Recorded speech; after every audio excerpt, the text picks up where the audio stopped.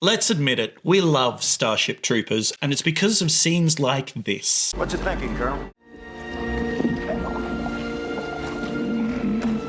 It's afraid. It's afraid! It's thrilling, it's a great film, but why does that feel so good? And it's not because it's satire. We know it's satire. We've seen all those videos and those arguments before. Instead, I want to get at something harder. Because how does a movie about a fascist society make us cheer? Scene by scene, what is the film actually doing to make us enjoy something that we'd normally reject? Do we all secretly love fascism? Well, no, we don't. But it is seductive. Let's just admit that. There are elements of fascism and its aesthetic that are iconic and moving in a deeply troubling way. And they keep turning up everywhere, even today, from the Olympics to political rallies to superhero movies. So if we can answer why that is, why this fascist chic just keeps recurring, perhaps we can understand how fascism actually works on people and why some of us fall for it and what it takes to pull us back from that edge. I think that is actually what Starship Troopers is secretly about, and under the surface and the satire, what it's trying to do. It's trying to figure out why fascism can seem like so much fun, right before it eats our faces off and reveals the never-ending horror show that lies underneath. So let's take a look on the latest episode of Philosophical Film Club.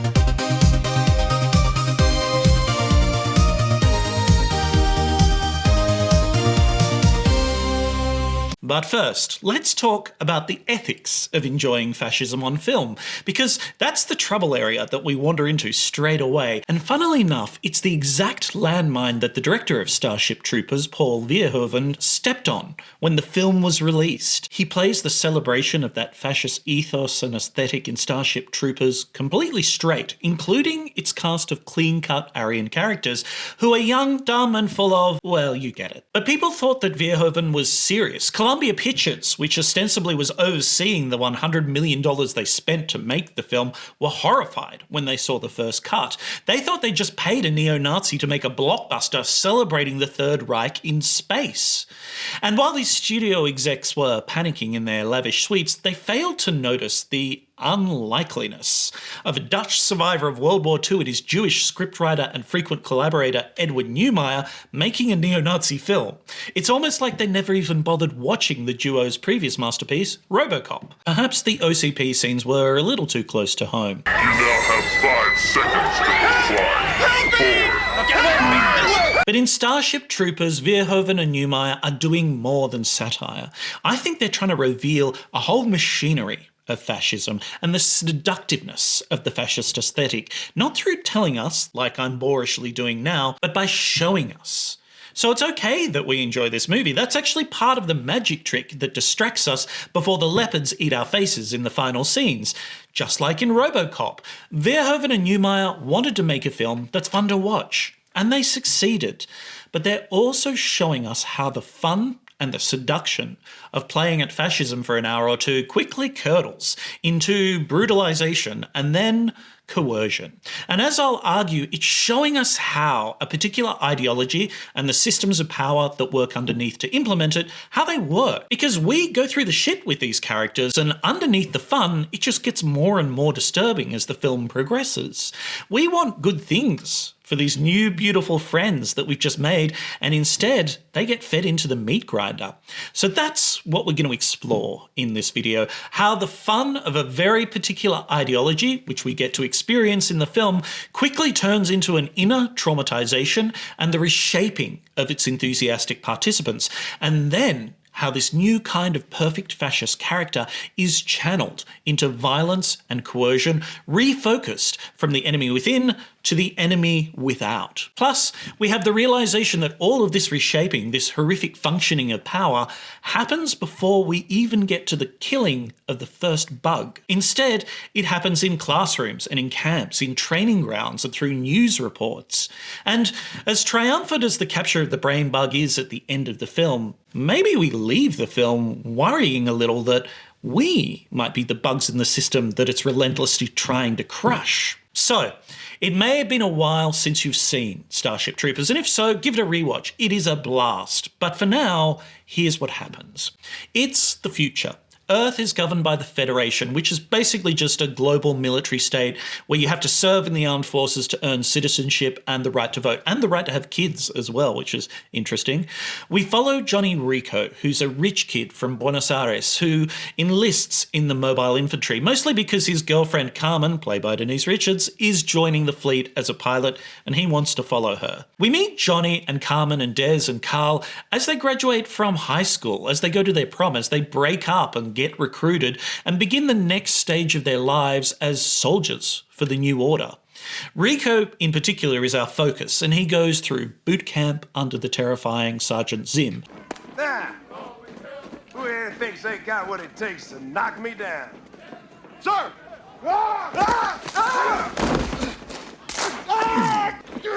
You all right, son? Sir, yes, sir!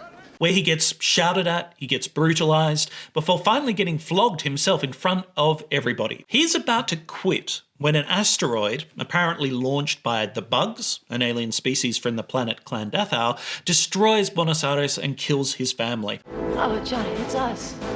Buenos Aires has been wiped off the earth.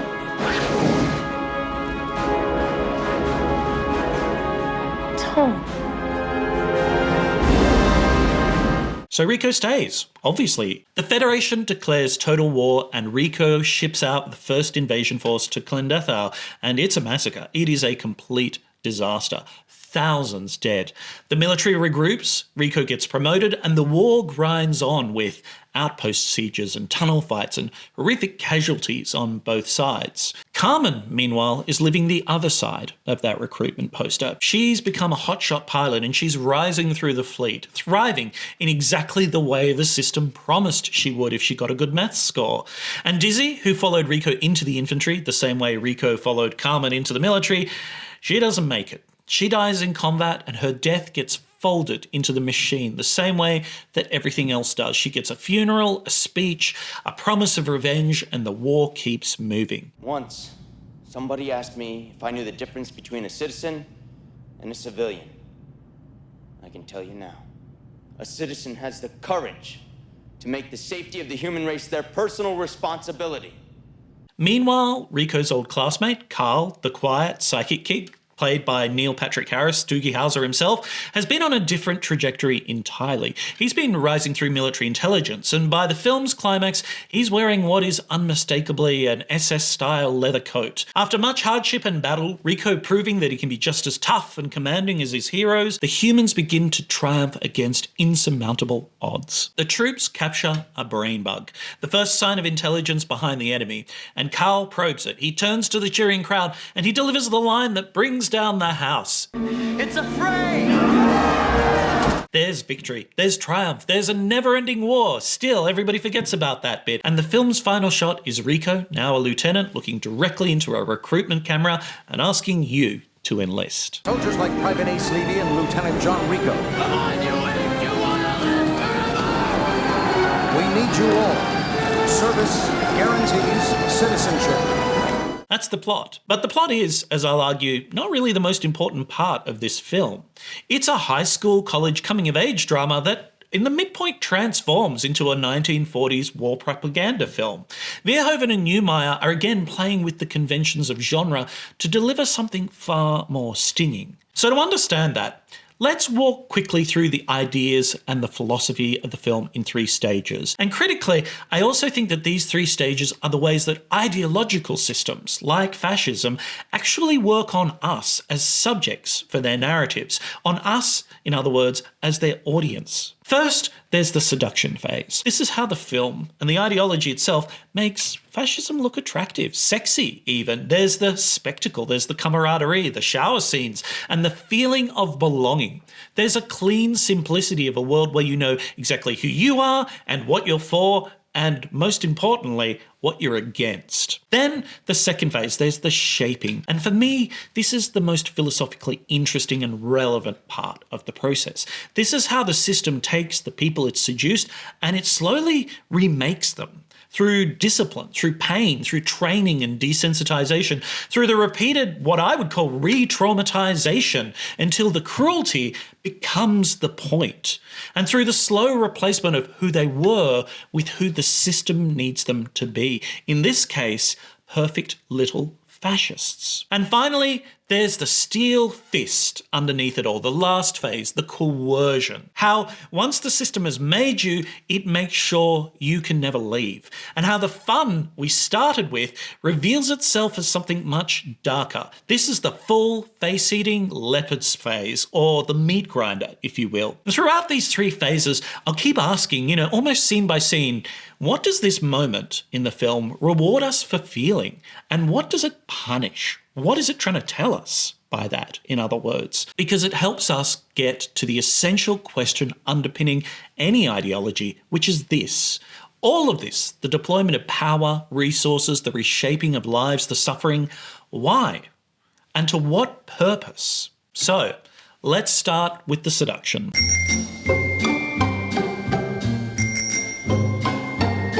And to understand why the seduction in this film works so well as it does, I think we need to understand the people who made it. Paul Verhoeven, the director, grew up in The Hague during the Nazi occupation of the Netherlands. He was, of course, a child at the time. And the thing about experiencing fascism as a child is you don't necessarily experience it as fascism. You experience it as normal, where there's soldiers on the street and rules arbitrarily that everybody has to follow. It's almost a child's experience of the world supersized. It's a world that just is what it is. He's talked about watching Allied bombs fall on his neighbourhoods and how that helped him not just understand the politics, but understand the world that he lived in and the films that he made subsequently. That's the insight, I think, that drives this whole film, Starship Troopers. Not fascism as something monstrous that arrives from the outside, but fascism as ordinary life and as the water you're sometimes forced to swim in. When Verhoeven read Robert Heinlein's novel, which he found, in his words, militaristic, he didn't want to stand outside and point at it. He was kind of horrified by the novel. He felt that doing that would be easy. Anyone can tell you that fascism is bad from a safe distance. What he wanted to do, he said, was something more dangerous. He wanted to build a fascist society from the inside, to make it feel coherent and to make it feel exciting, and see if the audience would notice what they were watching and what they were consuming. Edwin Neumeier, his collaborator who'd written RoboCop with him, had already developed a script called Bug Hunt at Outpost 7. It was a straight military sci-fi action movie, and they grafted Heinlein's political structure onto it. And then they did something which films like Dune and others, big blockbusters, have copied since, but was a little extraordinary back then in 1997.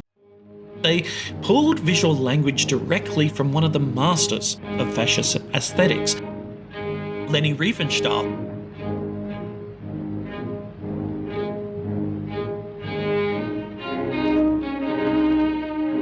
And her monumental cinematic compositions.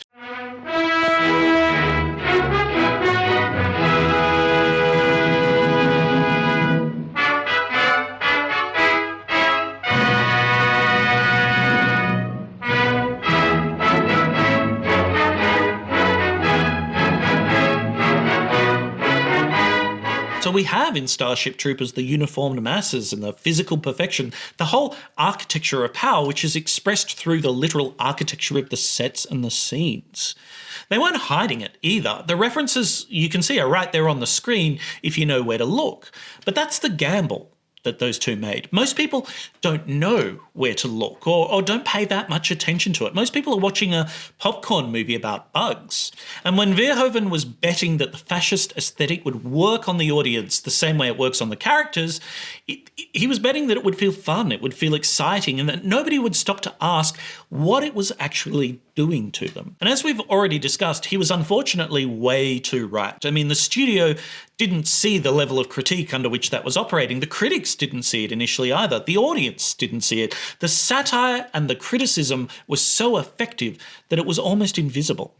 Now, let's look at the machinery and see how that seduction actually operates scene by scene and trick by trick.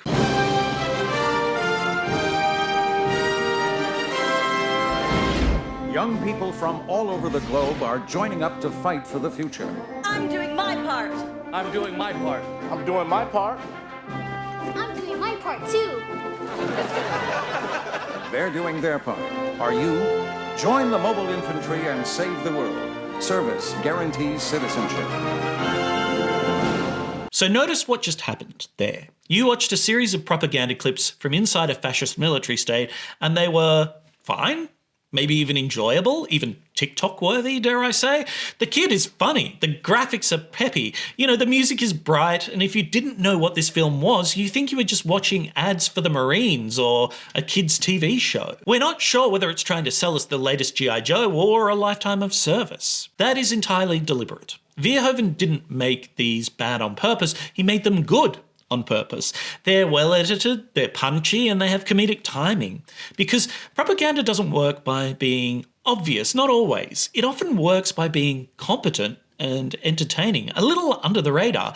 It speaks to us in a language that we're already fluent in, things like ads, sports highlights, feel-good news segments, viral moments.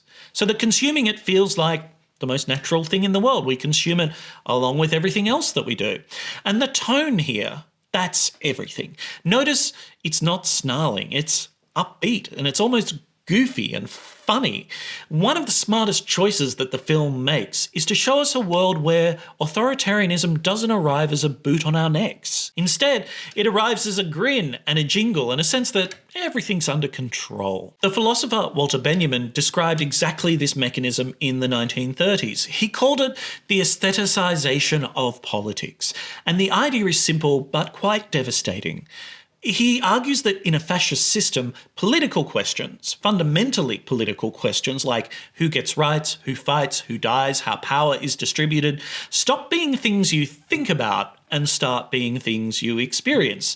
What does that mean? Well, you experience them as spectacle, as beauty, as entertainment. You don't get asked to deliberate about it and engage critically with it. You just get asked to admire it. In other words, you get sold it. And that's precisely what the FedNet segments are doing right there. They're taking fundamentally political questions like, should citizenship require military service? Should children be recruited? Is this war justified? And they're converting them into content. The viewers in the film watch them and feel informed about this world, and the viewer in the cinema watches them and feels entertained.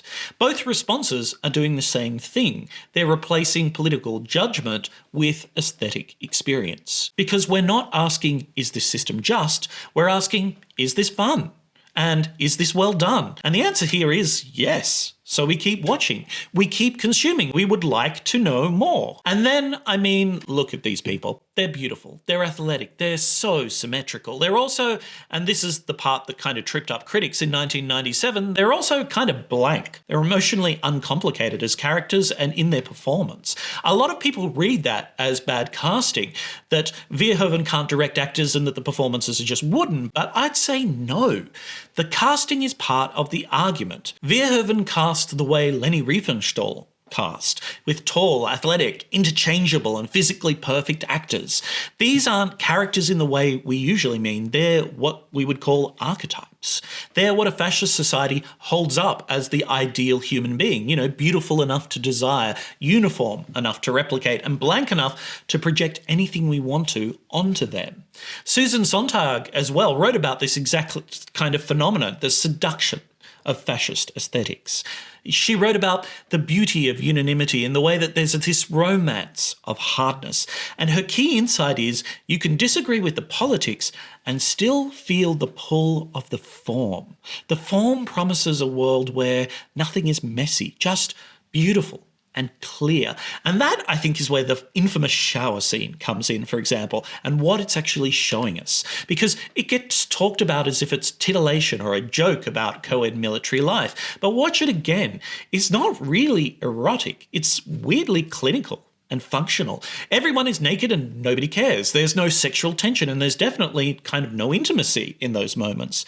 The bodies are perfect and they belong to nobody. Or rather, they belong to the unit. That's what we're observing there. Even the body itself has been absorbed into the institution and the system the film is portraying. It's colonized the one space you'd expect to be private, and it's made all of that feel normal and fun, comfortable even, frictionless. Like everything else in this world, it just is what it is. But let's jump back a minute to the classroom. Why are only citizens allowed to vote? It's a reward. What the Federation gives you for doing federal service. No. Something given has no value. Look, when you vote, you are exercising political authority. You're using force. And force, my friends, is violence. The supreme authority from which all other authority is derived. My mother always said violence never solves anything. Really? I wonder what the city fathers of Hiroshima would say about that. You. They probably wouldn't say anything. Hiroshima was destroyed. Correct. Naked force has resolved more issues throughout history than any other factor. The contrary opinion, that violence never solves anything, is wishful thinking at its worst. People who forget that always pay. Rico, what's the moral difference, if any, between a civilian and a citizen? A citizen accepts personal responsibility for the safety of the body politic, defending it with his life. A civilian does not. The exact words of the text. But do you understand it? Do you believe it? I don't know. Of course you don't. I doubt anyone here would recognize civic virtue if it reached up and bit you in the ass. Because this, I think, is the most dangerous scene in the movie. And I mean dangerous for the viewer, not for the characters, although maybe for them too. But Razak here makes sense, the teacher. Within the logic of this world, what he's saying is coherent. Citizenship should be earned. Rights should come with responsibilities. Something given has no value. These aren't obviously fascist slogans yet. They sound, in this context, like civic responsibility. They sound, honestly, like something a lot of people in real life would agree with. And that's the trick. The film doesn't seed its ideology through ranting or through cruelty, at least not yet. It seeds it through a charismatic teacher in a clean, well-lit classroom making reasonable-sounding arguments to attentive students. Because the system doesn't just need monsters. It also needs a generation for whom certain sentences feel very obviously true. And notice the word service. Service could mean 100 different things. It could mean care work or teaching or building or healing or feeding people, the slow, boring labour that actually makes a society function. But the Federation stiffly declines all of that. Here, service means military service, and violence becomes a form of civic participation. In this world, citizenship becomes a prize, not a condition or a community. That's ideology, I think, performing its most efficient trick. It takes a word that can mean anything, and it pins one meaning to it so hard that alternatives stop even appearing in our minds. And once that pinning is done, often through visual and aesthetic representations and through propaganda and through shows and films, a binary falls into place almost by itself. The binary of citizens and civilians, those who serve and those who don't, people who've earned their voice and people who haven't, those who are with you and those who are against you. The language of the film folds it in almost unnoticed. It sounds like a meritocracy, doesn't it? But it's really a sorting mechanism. And once we tacitly accept it, once it feels reasonable, we've kind of accepted the foundation of the entire system. Everything that comes later, the violence, the dehumanization, the permanent war, is downstream of that very dangerous moment. And look at why Rico enlists. It's not because of ideology. He doesn't sign up because he believes in the Federation's philosophy yet. He signs up because Carmen is going and because he wants to prove something to his father. And he also signs up because Razak has made service sound so meaningful, and he desperately wants his life to mean something. Love, pride, purpose, those kind of reasons. These are all very human motivations. We understand them intuitively. They're good motivations, in fact. And the system doesn't need to override them. It just needs to be the thing that catches those motivations and subtly redirects them. So the Federation doesn't necessarily lie straight out to Rico. It doesn't have to. It just had to have that aesthetic appeal appeal, to be a conduit for certain feelings and to channel them towards one meaning to the exclusion of all others.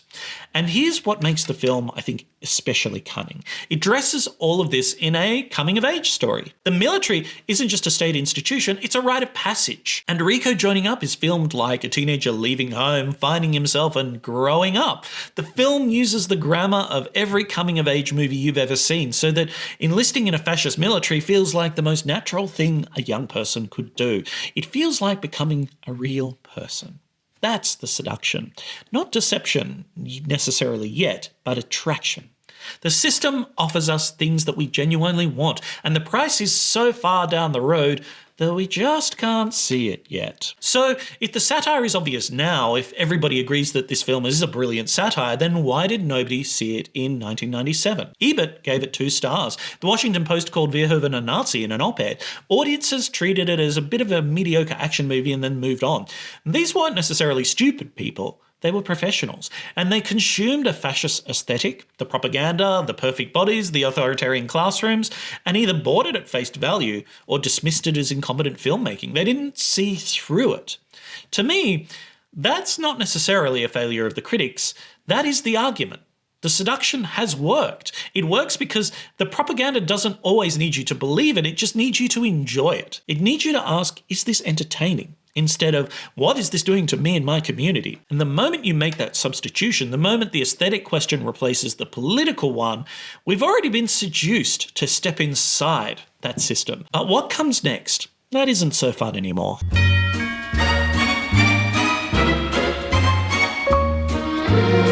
So, we've bought in. We've joined up. Wasn't that fun?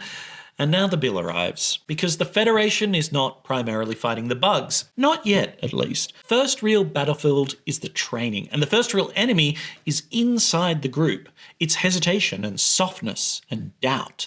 The part of a person that still thinks they have options and a moral choice to make whenever they're presented with an order. Boot camp is where the film starts to show you what the fun is actually buying. And here's what I want you to pay attention to.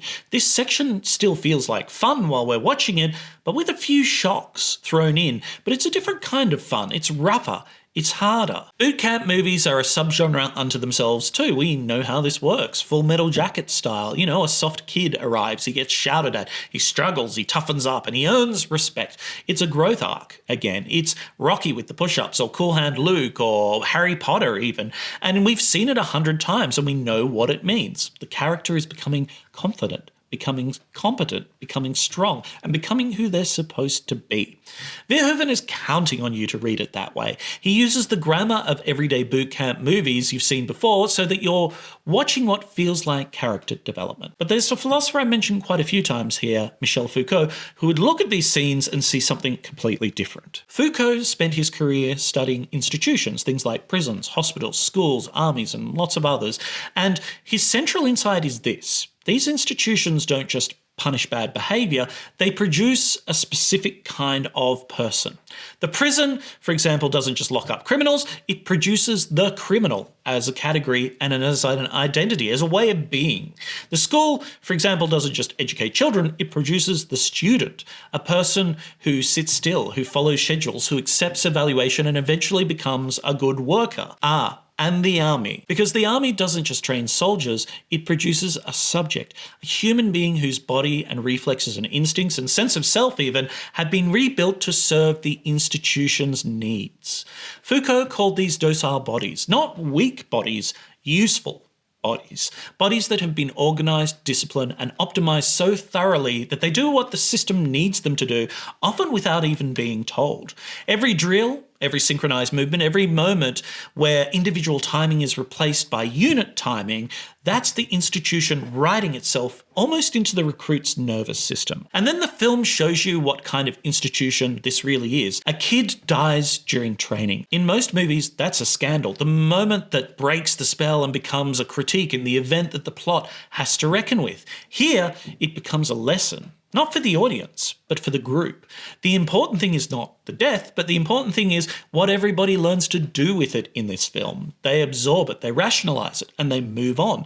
The system within Starship Troopers treats the death as an acceptable cost of production, and the recruits learn to treat it that way too.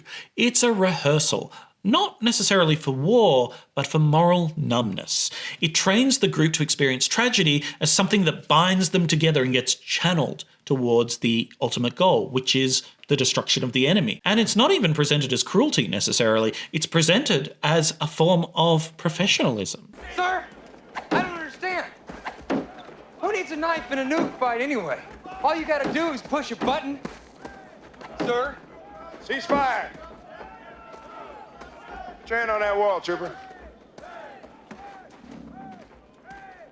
Put your hand on that wall!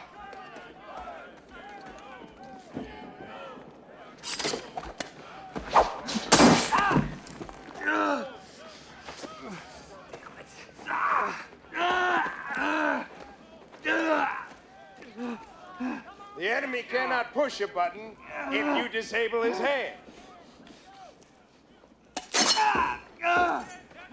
Medic!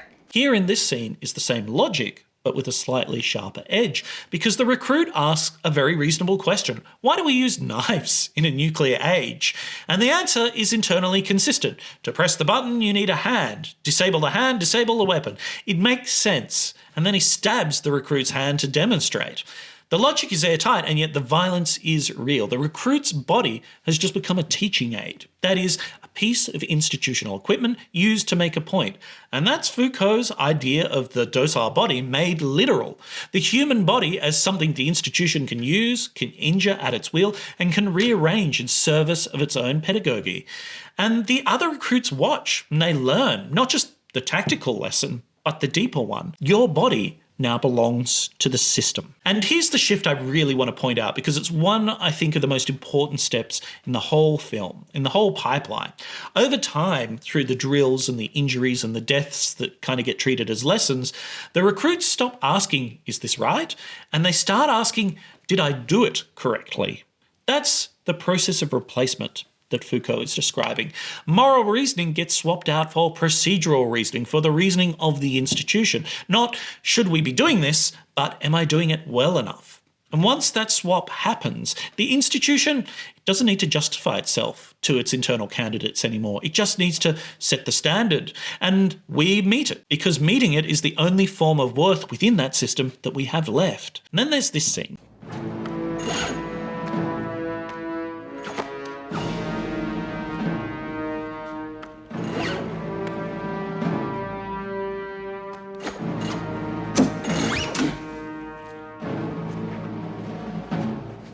Down on this, son. It helps. I know.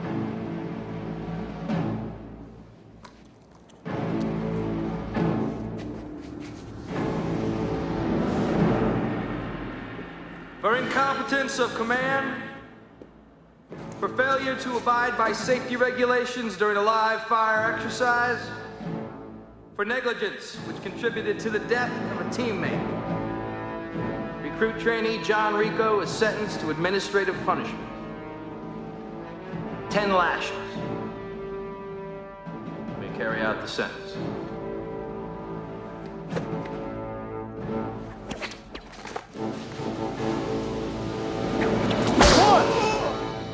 And I want to spend a little bit of time on this scene because it's where the film shows us how this reshaping works at the deepest level. Our hero has made an error during the live fire training. Someone died, and the punishment is public flogging. Now, what does this scene reward us for feeling? Remember that question from the introduction? Because if we watch this and our recollection is something like, well, someone died because of his mistake, so the punishment is harsh, but the stakes are real, then the film has done something to us there.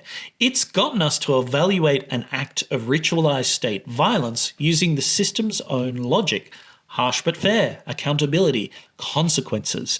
These are the words that the system implicitly offers us, and they feel reasonable because the system has established its terms. There's a psychologist called Wilhelm Reich who spent years trying to understand why people don't just tolerate authoritarian systems, but kind of come to actively desire them.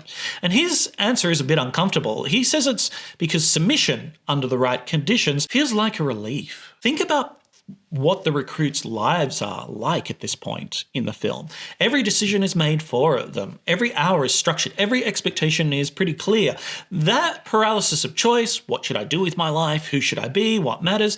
That's been completely removed from them. The system has taken away all of that and replaced it with certainty. And certainty after all of that confusion, gosh, that feels like oxygen. That feels like being able to breathe again, even in the most confined of circumstances. The flogging extends this logic to pain. If discipline feels like relief, then perhaps the punishment also feels like proof. Proof that the system is serious. Proof that the rules are real and that they matter. Proof that we're inside something that matters enough to enforce its own standards and demand we live up to them. The man being whipped isn't a victim in the system's framing. He's evidence that the institution takes itself seriously. And if the institution takes itself seriously, then your sacrifice within it is serious too. Your suffering, in other words, means something, and your obedience has weight. That's the masochistic logic that Reich identified at the heart of authoritarianism. Pain and cruelty don't weaken the attachment to the system. They're actually evidence. It deepens it. Because once someone has suffered for something, leaving means admitting that suffering was pointless. And that's much harder than staying. The cruelty, particularly when it's inflicted on its own participants, is what the system uses to bind itself to you. Rico almost leaves, to his credit. He packs his things and he's ready to go through that door. And this is the closest the film comes to giving him a genuine choice. A moment where the person he was before boot camp could still revive and walk away. But of course, he doesn't get to make that choice. Buenos Aires is destroyed, and that external event seals what the internal process had nearly completed. But notice what the flogging already did even before that asteroid hit. It had established the system's terms, that pain is accountability and that punishment is order, and submission is belonging. Rico was already most of the way there. The attack just closed the gap. And somewhere beneath all of it, there's a question that the system has planted so deep that Rico might not even know he's asking it. If this isn't right, if the system isn't right, then what was all this pain for? That's the question that keeps people in systems long after all of the seduction of the first phase has worn off. It's not loyalty, it's the sunk cost fallacy. If we've already paid with so much pain, then the only way to make that cost make sense is to keep going. Before we move on, I also want to step back from the individual scenes and look at what the whole arc has actually done to Rico, because there's a pattern here, and it was identified decades before this film was even made. In fact, the film is kind of using the pattern intentionally. There's a philosopher called Theodor Adorno who was working after the Second World War and, like many philosophers, trying to understand how ordinary Germans participated in the Holocaust. He developed a concept he called the authoritarian personality. It's a checklist of psychological traits that, taken together, describe a person primed for fascism. Not a monster or a psychopath, just a specific configuration of ordinary traits that might lead that person down a specific path. There was what he called conventionalism, which is a rigid adherence to group norms. Then there was authoritarian submission, deference to those above us. There was also authoritarian aggression, which is a hostility towards anyone the group marks as an outsider or as deviant. Then there's anti-introspection, a refusal to look inward, to question our own motives. And finally, toughness worship, the belief that hardness is virtue and vulnerability is failure. Now, think about Rico at the start of the film. He's a rich kid from Buenos Aires. He's chasing a girl. He's arguing with his dad. He's uncertain about his future. He does not fit this checklist. But think about Rico at the end of the boot camp. There's his rigid adherence to unit norms, his total deference to Zim and the chain of command. He's hostile towards weakness in others. There's zero introspection. He worships toughness above everything else. Every box is checked. Not because Rico is an authoritarian personality naturally or a bad person, but because the system and the institution produced each trait one by one through its daily operations on him. The drill produced conventionalism. The hierarchy produced submission. The punishment of failure produced aggression towards deviance. The pace and the intensity of the training left no room for introspection. And the entire culture worshipped toughness as the highest value. And all of this is designed. All of this exists in various form in our institutions today. My point is that Rico was produced not converted. There is no scene where he turns. No villain corrupts him. There's just a sequence of institutional days, each one doing exactly what it was designed to do, until the input, a confused teenager, became the output the system needed. The destruction of Buenos Aires is where what I've called seduction and shaping in the film converge. The system has already done its work. Rico, he has the training, he has the toughness, and he has the submission to authority. The group identity, it's cemented in at this point. But what he didn't have, the one thing that the institution couldn't manufacture on its own, was a personal reason to kill, a wound. And the asteroid provides it. Plus, watch how fast that conversion happens. Grief to rage and loss to purpose. A dead family becomes a reason to fight almost immediately. And the system is right there, ready, waiting, with a uniform and a gun and a unit that feels like it's the only family he has left. Some say the bugs were provoked by the intrusion of humans into their natural habitat. That a live and let live policy is preferable to war with the bugs. Let me tell you something. I'm from Buenos Aires, and I say kill them all! Yeah! Oh, yeah! Yeah! Oh, yeah! Kill 'em all. That line, it gets a cheer. It gets a cheer in the film and often in the audience. On first viewing, it feels earned. His family's dead, so he's angry. Of course he wants revenge. But look at what actually happened. A grieving kid, one who has been systematically stripped of his civilian identity and reshaped by an institutional discipline, then primed to convert that pain into aggression, is handed a very convenient target for his grief, and the system benefits perfectly. His trauma becomes its fuel. Now, the film is ambiguous about whether the Federation allowed or engineered the attack, but I don't think it matters, because the point isn't the conspiracy. The point is that the machine was built to process exactly this kind of pain. The trauma goes in, the soldiers come out knowing exactly how to direct it. Plus, note how this kind of ideology and system doesn't want to help anyone process and come to terms with this trauma, but quite the opposite. In fact, it creates a predictable cycle of tragedy and revenge. So it kind of has an unending supply that can be directed against its targets again and again. And the system doesn't have to conspire to produce any specific circumstance. It just knows that tragedies happen all the time. It just needs to be ready and be there when the tragedy arrives to offer a simple explanation and a target. And this is where the fun, I think, of the film starts to curdle, if you've been paying attention. The recruitment ads, sure, they were entertaining, and the boot camp felt like a training montage, which is kind of enjoyable in a different way. But the kill them all, delivered with total sincerity by a kid who has been methodically shaped to arrive at exactly this response, that should hit a bit differently right about now. The enthusiasm is real and it's bloodthirsty. The rage is real, and the system, I'd argue, has kind of produced both. But there's a final phase. Once the system has made Rico, it needs to make sure that he can't unmake himself. And that's where the film goes next, into the war, where the fun is definitely gone. The casualties are horrifying and nobody leaves. Not because they can't, but because they can't imagine an alternative. And that's Coercion. That's where the film finally shows us what the fun of fascism was truly buying.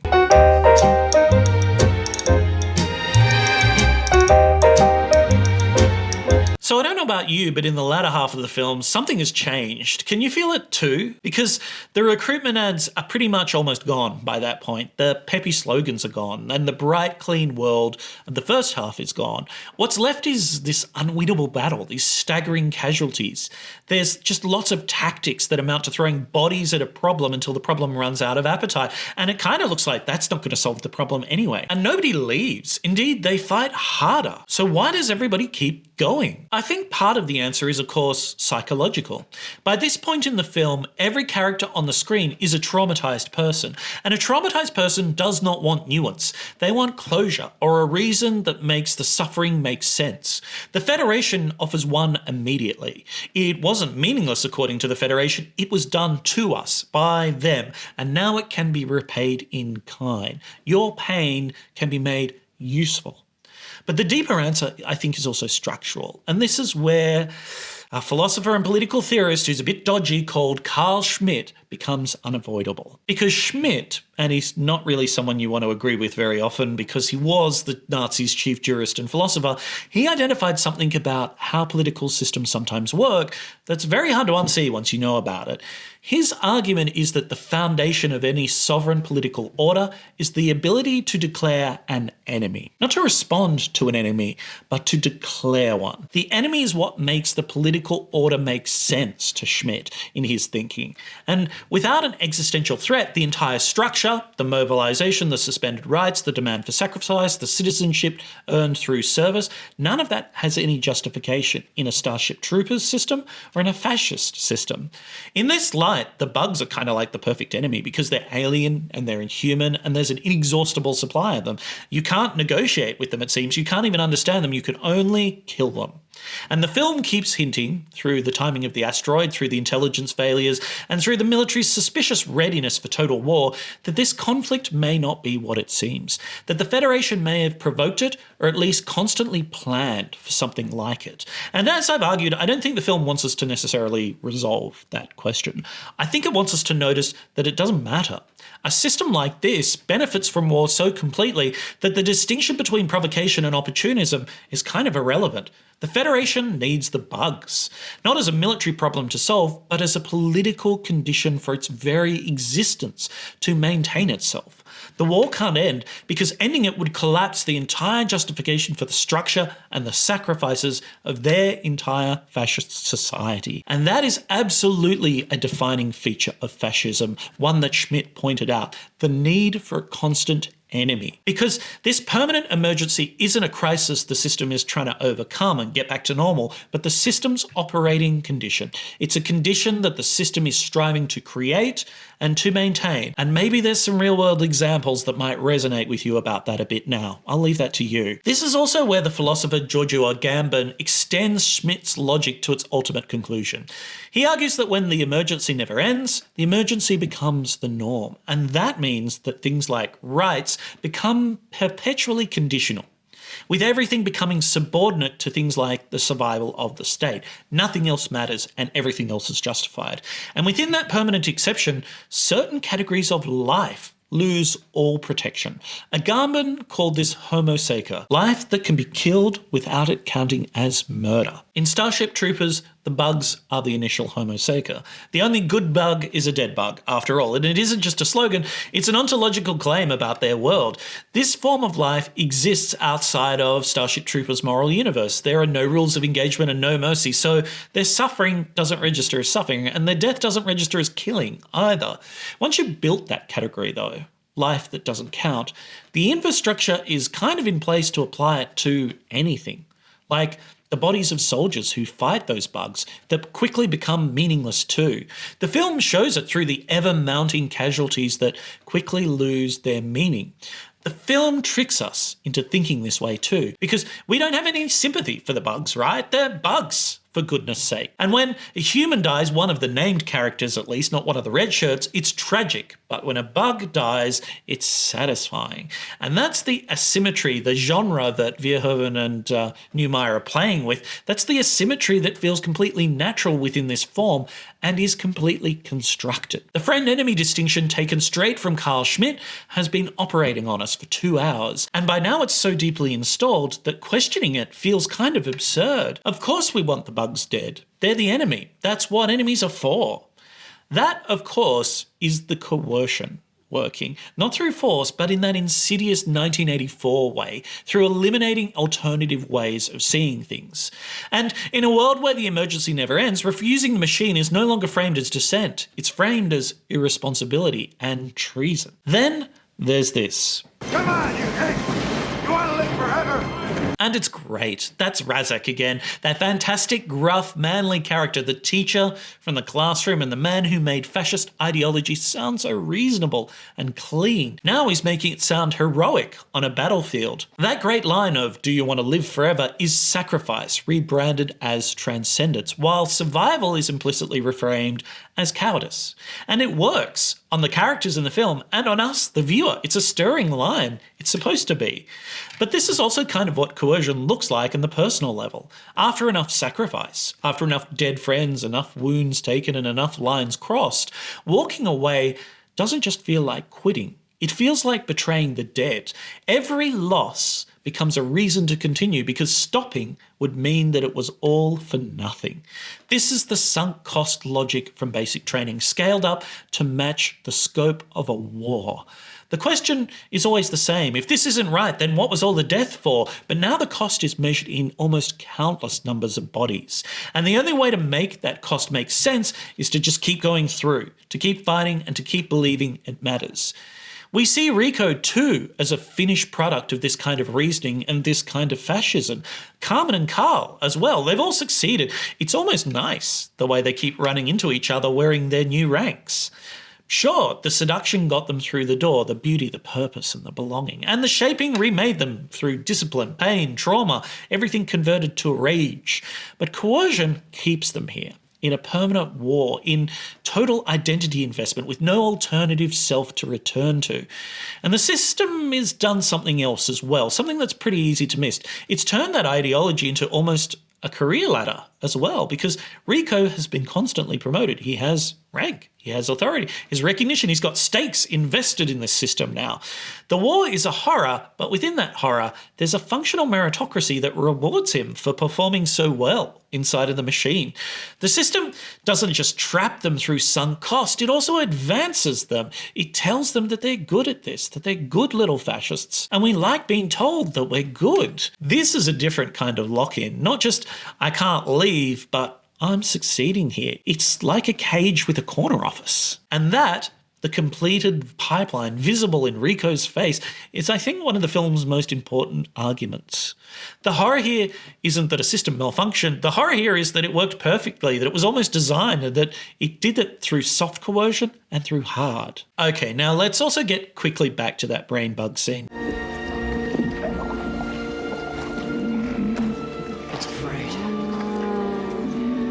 It's afraid! Because I'm going to have to eat a bit of crow here, and I'm unfortunately going to have to make nice with a philosopher I'm not really a fan of, and that's Slavoj Žižek. But he does have a really useful concept for talking about Starship Troopers called ideological enjoyment. And the idea is this. Ideology ultimately doesn't hold people through just belief or argument or coercion. It also holds people through pleasure.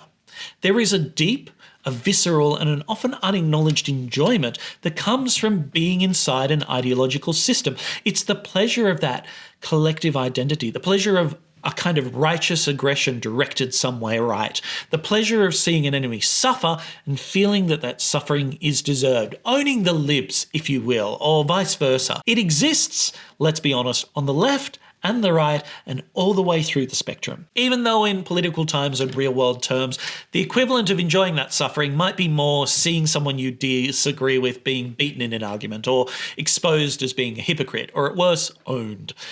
But that enjoyment often operates beneath conscious thought. We can be cynical about the slogans. We can also be critical of the leadership and see through the propaganda completely. But we can still be bound to the system by the thrill of it. It's Afraid is the purest expression of that mechanism in the entire film. 2 hours of setup, all of the seduction, the shaping, the sacrifice, the permanent war, all of this has been building towards this single moment. The point where the system delivers a jolt of collective ecstasy so intense that it fuses the subject to the ideology at a level that kind of no argument or evidence can reach.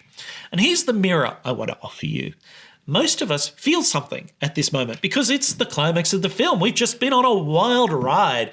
We feel relief. It's built into the very structure of drama itself, as Aristotle has argued. The release after 2 hours of sustained tension is finally discharged into a single cathartic moment. It's catharsis. Relief. And if you felt it too, even slightly, even for a second, then Verhoeven's machine just measured your response and you lit up exactly where he predicted you would. Now, that's not a moral failing, it's the machine working as designed.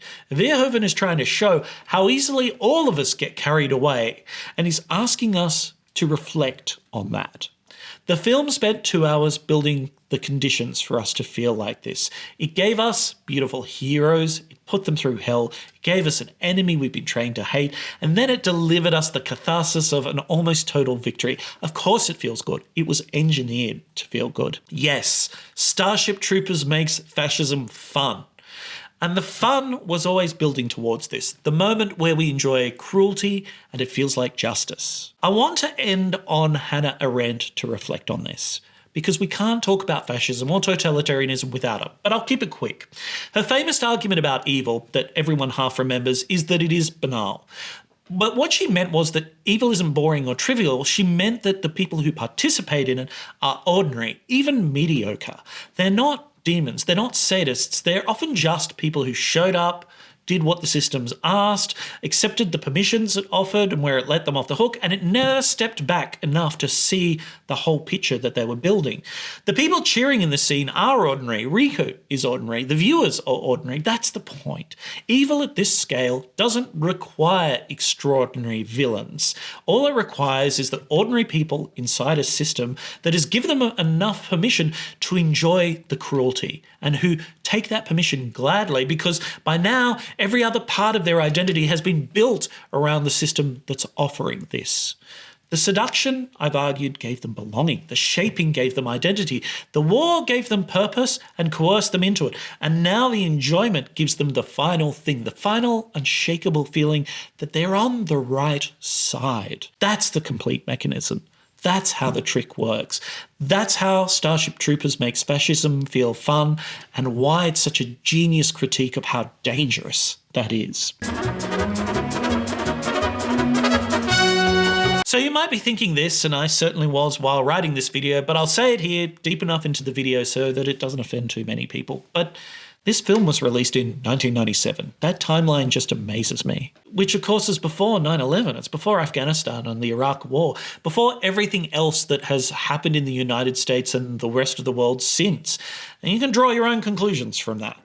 But I can't help but marvel how prophetic Verhoeven turned out to be, even if I'm sure at the time he would have been accused of having some kind of derangement syndrome, because he told interviewers at the time that he conceived of the film as a critique of where the United States was headed and its allies, particularly in their foreign policy, and he did it in 1997. In 1997, he saw that it's the United States world and that we should be careful lest the rest of us start looking like just bugs within it. Now, of course, it's more complicated than that. I really don't want to oversimplify the geopolitics of everything.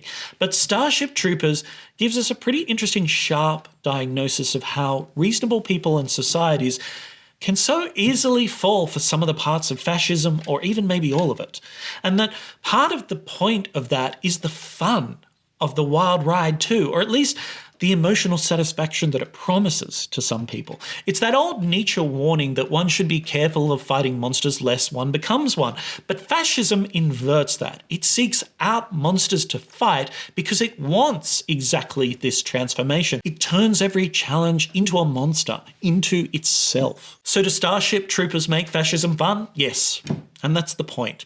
Not because the audience is stupid, and not because Verhoeven is deeply cynical, but because fascism is fun, at least at the start. The emotional rewards are real and we should acknowledge them. The feeling of belonging is real. The clarity that seemingly comes from its oversimplifications is real. And pretending that it isn't, pretending that fascism or things like it only ever look like jackboots and screaming, that's the mistake that guarantees we won't see it coming until the boots are upon us. What Verhoeven understood, because he lived inside it as a child, is that fascism doesn't recruit only through fear. It recruits through comfort and through certainty and through the feeling that the world finally makes sense, through comfort and through fun. Because Verhoeven didn't make a movie that explains fascism. He made a movie that lets us see and feel it working. And the honest takeaway isn't, now I understand the satire. I think it's that the things that made this film feel exciting, the spectacle, the belonging, the righteous violence, are exactly the things that make fascism work too. And they are exactly the kind of things that we should be ready to resist, whether they turn up in a Marvel movie or elsewhere. But that's it for this episode of Philosophical Film Club. So until next time, be wise and be kind, and would you like to know more?